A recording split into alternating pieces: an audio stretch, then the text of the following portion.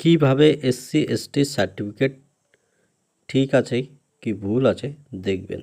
প্রথমে যাবেন গুগলে গিয়ে লিখবেন কাস্ট সার্টিফিকেট, তারপরে দেখবেন সার্চে আসবে ব্যাকওয়ার্ড ক্লাস, এইখানটায় যাবেন। তারপরে গিয়ে দেখবেন এসসি এসটি ইডব্লিউএস ওবিসি এইভাবে বিভিন্ন অংশ লেখা।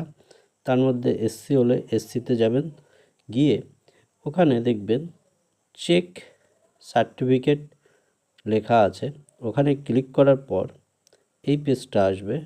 এইখানটায় আপনার সার্টিফিকেটের নাম্বার এবং কোন বছর ও কোন এসডিও থেকে এটি ইস্যু করা হয়েছে সেটি লিখবেন। তারপরে সার্চ করবেন, তাহলেই নিচে লেখা দেখাবে আপনার সার্টিফিকেট সম্পর্কে।